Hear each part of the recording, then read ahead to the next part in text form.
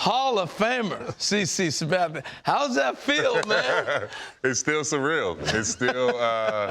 It's still crazy to hear. Even just being here and seeing like National Baseball Hall of Fame. It's pretty cool though. It's exciting. So first, when you got that phone call, what was the first things going through your mind? Just like a relief. You know, I've been watching the tracker. Like I've been every hour. I was like refreshing the tracker just to check. And like, you know, we sat down, you know, we had a big party. I felt either way, like if I didn't get in or not, you know, I felt like I wanted to celebrate with, you know, people that were close to me. And, you know, that last 15 minutes when you're sitting there and it's like, is my phone working? And, you know, we getting a good signal. It's a little nerve-wracking, but it was a great feeling. You know what's crazy about baseball or any kind of sport? Really takes a village of folks, right, to get you through it, to get you to have your dream. Have those folks there with you must have been amazing. But were you going through your mind when you finally knew you got the call? How many people played such an important role in your life? Yeah, I mean, just thinking, you know, coming from Vallejo down to, you know, my high school coach, Abe Hobbs, or, you know, even just thinking about Dusty Baker. I got a chance to meet Dusty when I was 12 years old and the impact that he made. Wow.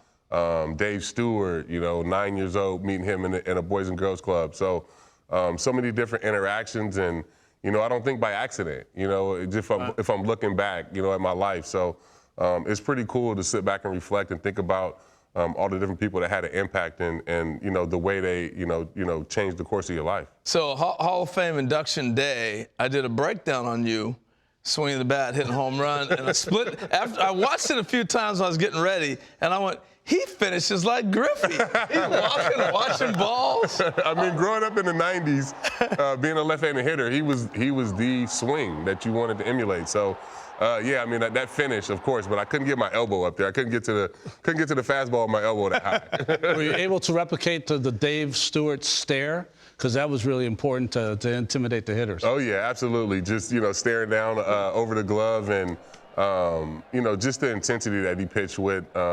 You know, being an ace of those Oakland teams. I mean, I had the Bash Brothers poster up on my wall, and, you know, Ricky Henderson. You know, I had the Mizuno gloves. So that was my squad, and having a chance to even go in to the Hall of Fame with Dave Parker. He was the DH on those teams. So yeah. Excited to meet him and you know, grow a relationship with him. So speaking of Dave Stewart and aces, the Black Aces, 15 black pitchers who won 20 games or more, right? And you're one of the Black Aces. What has that group meant to you? It's meant, you know, everything to me to be, you know, part of the Black Aces. You know, it's something that Mudcat Grant, you know, stressed to me when I was young in that Cleveland organization.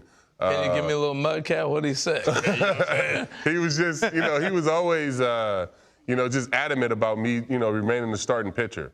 And understanding what that meant in history to be, you know, a starter as a black man and, you know, to win 20 games was important. It wasn't important to me because, like I said, as a kid, I was a hitter. So I didn't even, when I got drafted, I didn't even know that you had to pitch 5 innings to get a win. Like, you know, so all these things were, you know, new to me. And he's talking about winning 20 games in the big leagues, you know. So, you know, I had to grow into all of these things that he wanted me to be, and I'm just happy that I was able to. One of the great stories you told is you won 19. He said, "You're not there yet." Not there yet. I think one of the biggest culture shocks is when you leave your home and go to professional ball, because you have this image that it's this most amazing thing. But going from Vallejo into Cleveland organization, what was that like? It was tough. Those first 3 nights when I got drafted, they sent me to Burlington, North Carolina. I called my mom every night, and I cried. Like, I was like, do I got to get the money back if I come home? I get it. She was like, let's get this check first, then you can come back. But no, it was tough. I mean, you know, I was a spoiled kid. You know, I hadn't learned how to wash clothes. I didn't know how to cook for myself. I didn't know how to eat properly. You know, I didn't know how to use shower shoes. I'm going from high school where my mom's washing my uniform to now, you know, I'm putting my clothes on a laundry loop, you know what I mean? So all these different things about being a professional, I didn't understand. We're laughing because we know. No, you know, I mean, even the everydayness of it, like being at the ballpark every day, like you have to be at the ballpark every day at 12:45. Like that's a thing coming from high school. You don't understand that. So, you know, just understanding that when you leave high school, when you know, turn into a professional baseball player, it is a job. When I look at your body of work, 19 years, the most surreal part is 2007, 08, in 09. I don't know if any player's ever had this kind of 3-year stand. You get the Cy Young with Cleveland, and it's Cleveland Guardians now.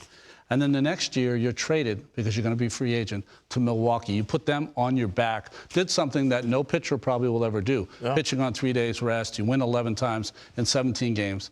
And then the next season, you're with the Yankees and win the World Series. What was it like for you, and not only you, but your family, moving 3 times and being great each and every place you went? Yeah, no, that was a crazy time in my life as far as, moving different places, different organizations. But on the mound, that was the most stable I'd ever been.